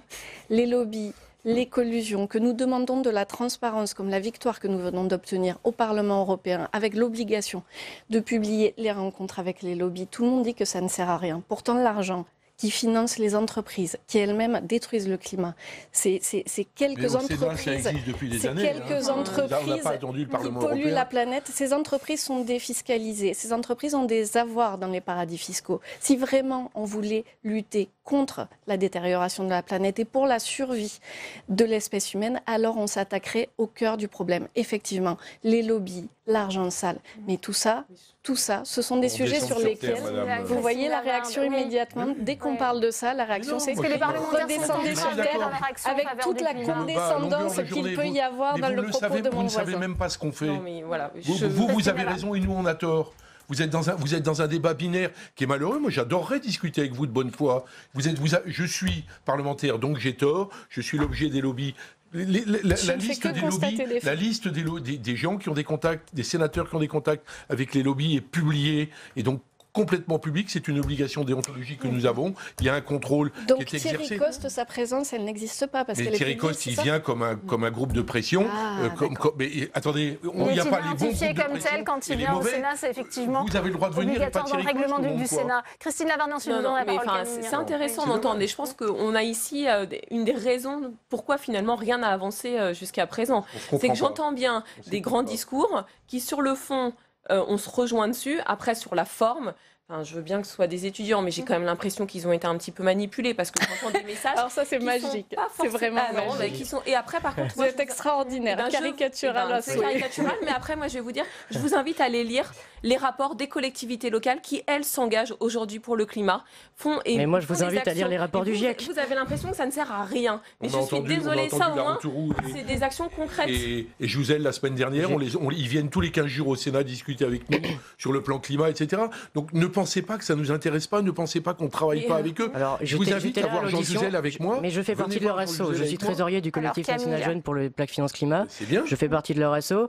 Leur projet, il a été reçu je ne sais pas combien de fois à l'Elysée, à l'Assemblée nationale et là au Sénat il n'y a pas longtemps. Oui. Macron n'arrête pas de lui dire oui, je vais en parler. Zéro mention de ça au sommet des dirigeants européens le 13 et 14 décembre dernier. On n'a parlé que des migrants. Pourquoi ? Parce qu'on a 2 millions de migrants qui arrivent en Europe, alors que si on laisse faire le problème écologique, dans quelques années, on en aura 200 millions.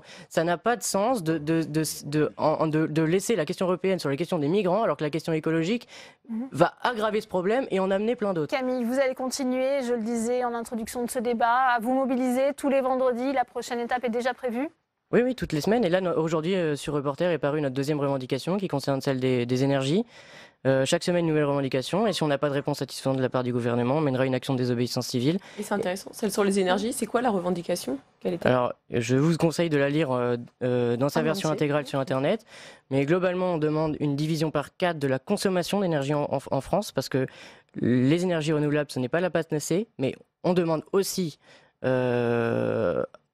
après avoir fait cette division, de passer à du 100% renouvelable. On demande une sortie du nucléaire avec un plan ambitieux et rapide. Enfin, vous êtes bien conscient que tout ça ne va pas sortir du nucléaire, ne va pas favoriser la diminution des émissions. Ah bon, on parle pas. Le mouvement de la jeunesse, l'Allemagne a diminué par 2 ses émissions. L'Allemagne a fermé ses centrales et est obligée de réactiver des centrales. Oui, et donc depuis, les émissions sont inférieures à celles avant la sortie du nucléaire. Merci Sandra Regol, merci Christine Lavarde. Merci à vous Jean-Philippe. Camille, on aura l'occasion de vous inviter. On doit passer à un autre sujet. En tous les cas, merci de votre présence sur ce plateau.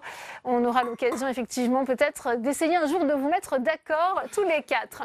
Comme tous les lundis, c'est l'heure de sénateur à domicile. Aujourd'hui, nous allons dans les Pyrénées-Orientales, terre d'élection du sénateur LR Jean Sol. Alors à quelques jours de l'ouverture du Salon de l'Agriculture, on s'intéresse à la filière arboricole avec le maraîchage et la viticulture. Vous allez le voir, elle représente 88% de l'agriculture du département, mais elle doit faire face à la concurrence européenne. C'est un reportage de Jonathan Dupriez.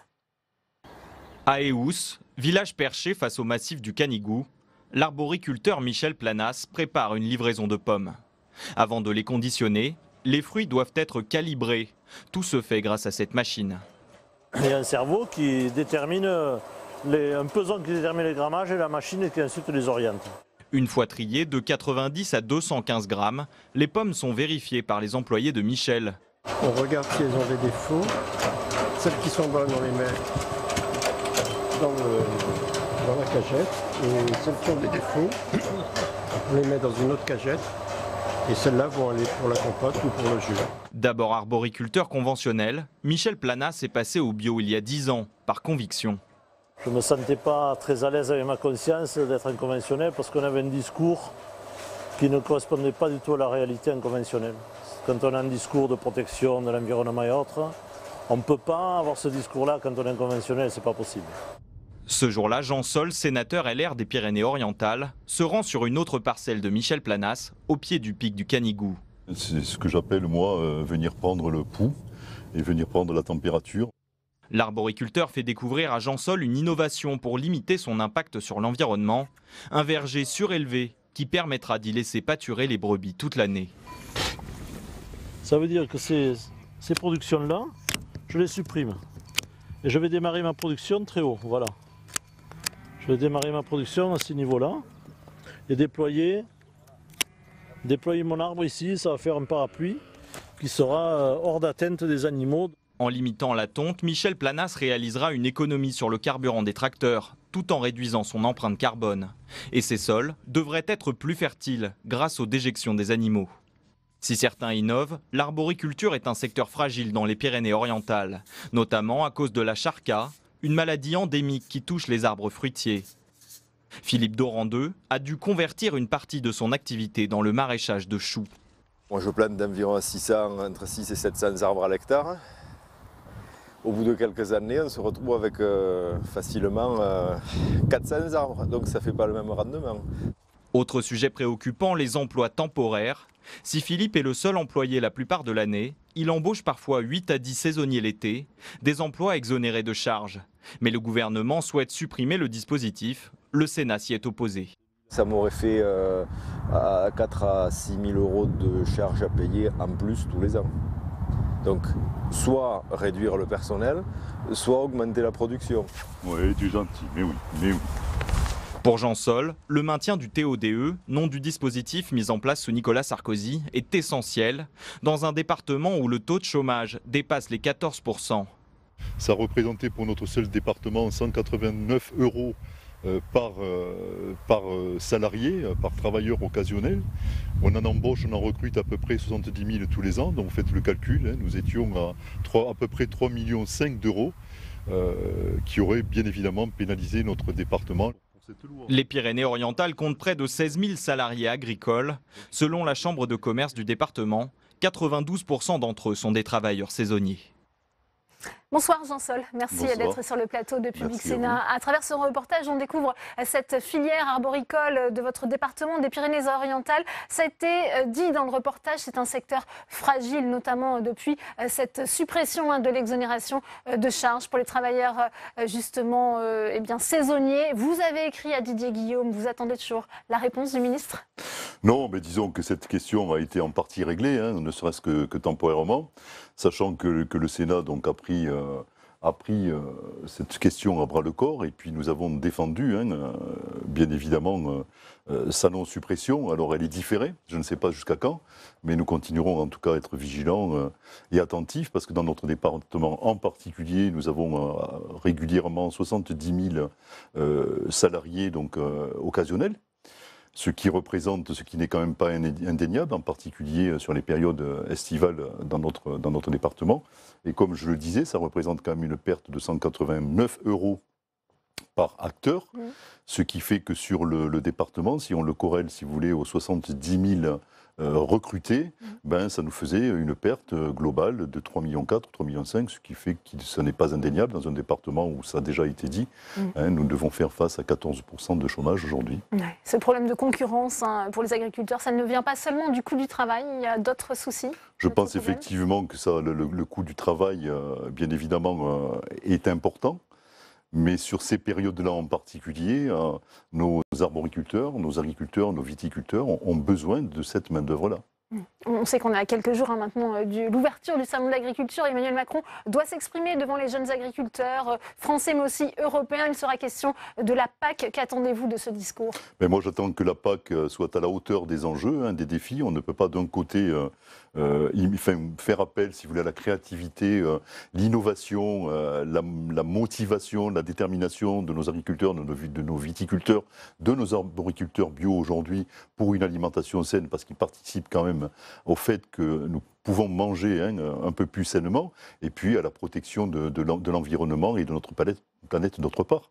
Parce qu'on l'a vu, ils ont des idées, il y a des initiatives justement, c'est le cas de cet agriculteur bio justement, pour optimiser ses rendements, ils réfléchissent à cette agriculture du futur. Tout à fait, il a su saisir cette opportunité, faire preuve de créativité, d'innovation et puis surtout de diversifier ses cultures, nous l'avons vu de manière concrète, donc ça ne sont pas des vains mots et ils participent donc à cette filière d'excellence au sein de notre région.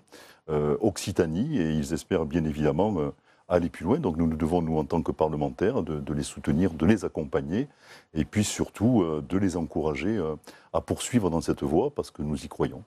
On voit que les revendications sont nombreuses de la part du monde agricole et pourtant ils sont très peu présents dans le mouvement des Gilets jaunes, les agriculteurs. Ils auraient leur place selon vous pourtant ? Les agriculteurs, bien sûr, ils auraient leur place. Mais ce sont des gens, des acteurs qui se lèvent très tôt le matin, qui finissent très tard le soir, qui ne travaillent pas 35 heures par semaine et qui arrivent donc à vivre malgré les charges, si vous voulez, auxquelles ils doivent faire face, aux normes aussi, bien évidemment. Et puis à tout ce qui concerne le sanitaire. Donc ce sont des gens courageux et je pense qu'ils n'ont pas beaucoup de temps pour s'égarer. C'est qu'une question de temps selon vous, parce que les revendications sont quasiment identiques, notamment en ce qui concerne le pouvoir d'achat. Ils ont besoin, eux aussi, justement, d'être mieux rémunérés. Hein. Ça a fait l'objet de la dernière loi Egalim, justement, cette question du juste revenu.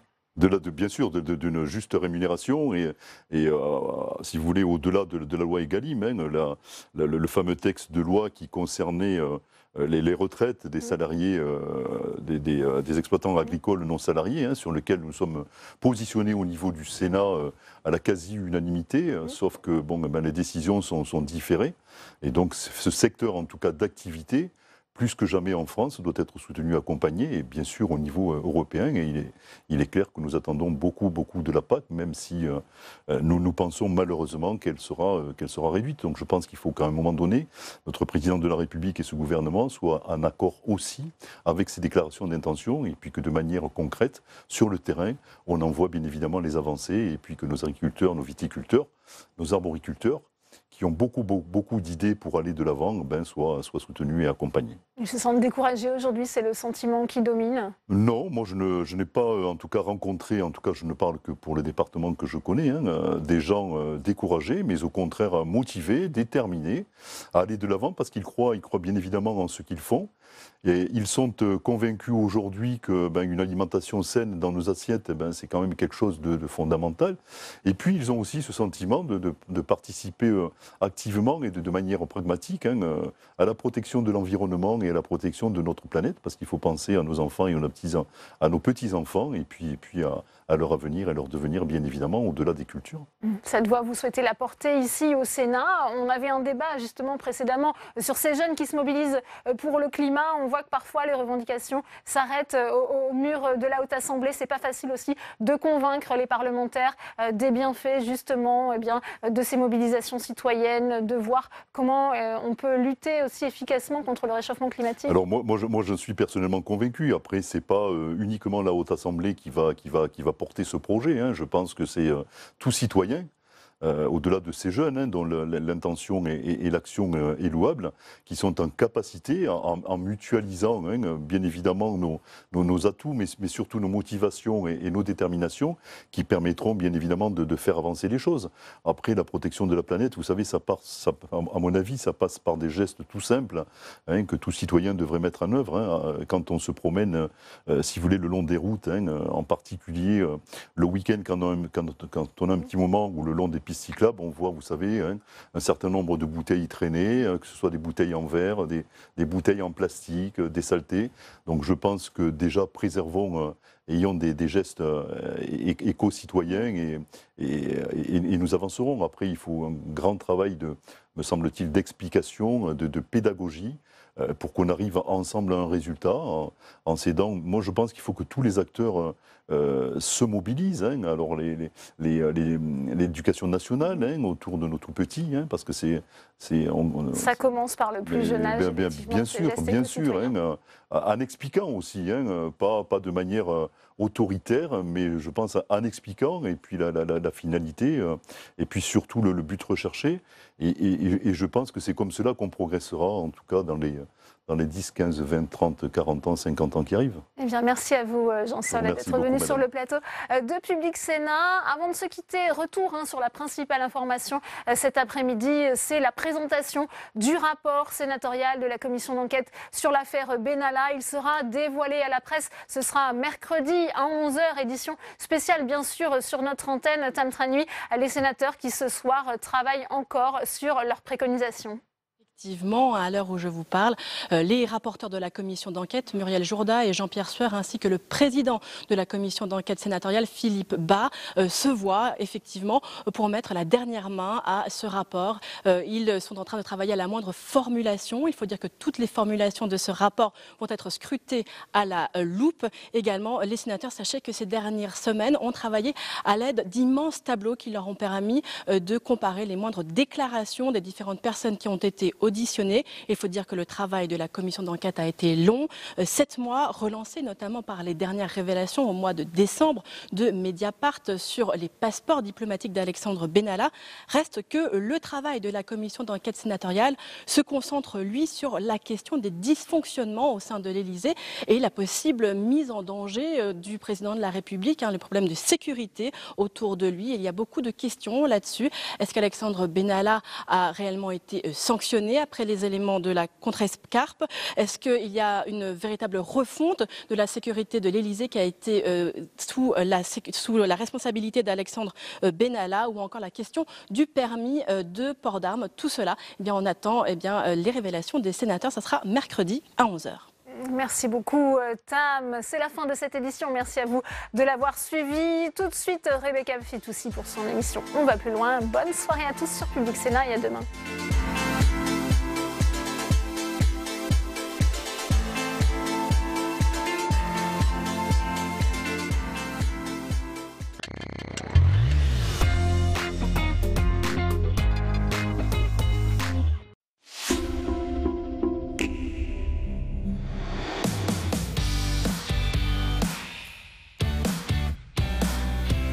Public Sénat vous donne rendez-vous dans la plus grande ferme du monde pour le Salon de l'Agriculture. Nous sommes en direct du Salon de l'Agriculture. Bonjour à tous, ravi de vous retrouver. Merci à tous les 5 d'être ici ce soir. Avant de vous interroger... Chaque jour, en direct, venez découvrir les acteurs de la filière agricole et les grands enjeux de l'agriculture française. Un événement à suivre dès samedi en partenariat avec Groupama sur Public Sénat.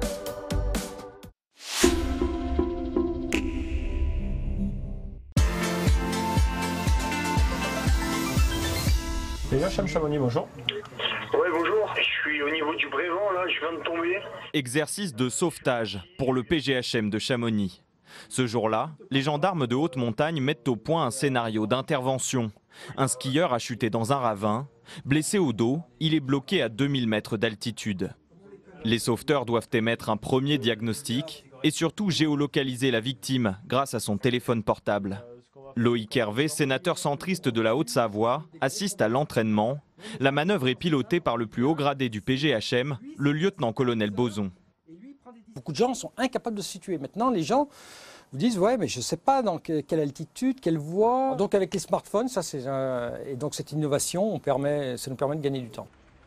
À cause d'une météo difficile, le commandant des opérations opte pour une caravane terrestre, assez rare au PGHM. Il est là-bas. Il est là-bas, donc maintenant tout consiste à aller le récupérer. Un premier gendarme s'élance à flanc de paroi. Le bilan est conforme à l'alerte, je suis en présence d'un homme de 25 ans. Ensuite, la victime doit être conditionnée, c'est-à-dire prise en charge pour pouvoir être remontée. Les gendarmes utilisent une perche Franco-Garda, une civière élitroyable. Donc là, je suis en train de descendre la civière vers la victime. Il m'a demandé de la descendre d'1 mètre. Donc là, il est en train de la faire glisser sous la victime. Je lui donne du mou pour qu'il puisse glisser cette perche Franco-Garda. Le blessé et les sauveteurs sont remontés à l'aide de ce treuil très puissant sur batterie.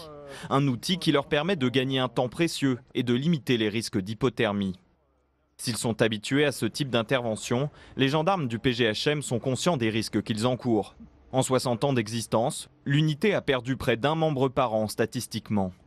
Quand on pratique la haute montagne, nous sommes des humains, l'erreur est humaine. C'est pas parce que nous sommes gendarmes, alors nous sommes sensibilisés à l'accidentologie, nous avons un regard peut-être plus critique que les autres, mais on n'est pas à l'abri d'un pépin, nous restons des hommes, donc forcément dans nos rangs on a des accidents. En plus des opérations de secours, l'unité d'élite est aussi très présente dans la vie locale de Chamonix. Le PGHM est notamment partenaire de l'association À chacun son Everest, où Loïc Hervé poursuit sa journée. Donc à Chamonix, ce bâtiment-là, qui lui permet d'accueillir des enfants, des femmes après leur opération du cancer du sein. Bonjour Christine. Et bonjour. Ça va bien? Ouais, et toi? Ça va. Christine Janin est la première femme française à avoir gravi l'Everest. Depuis 25 ans, l'alpiniste a mis sa notoriété au service des enfants malades. Et en 2011, elle décide de se consacrer davantage aux femmes après leur cancer du sein. Quand tu es guéri, tout le monde pense que c'est bon, maintenant tu vas reprendre comme avant. Maintenant, il faut faire avec. Donc ici, moi j'essaie de leur permettre de partager, de vivre avec. La pratique de l'escalade, de la méditation ou encore du yoga permettent à ces femmes meurtries de rebondir. Une thématique chère à Loïc Hervé, membre de la délégation aux droits des femmes du Sénat. On a fait quelques actions au profit d'À chacun son Everest. Et c'est vrai que j'ai toujours été impressionné par la personnalité de Christine, mais aussi par ce qui est fait ici, ce qui est vécu ici. Puis j'ai une amie qui récemment est venue ici, qui m'en a parlé. Et je trouve que c'est un endroit qui est important. À une prochaine fois. Bonne continuation. Merci pour tout ce que tu fais. Avec son association, Christine Janin a pris en charge plus de 1000 femmes et 5000 enfants dans son chalet.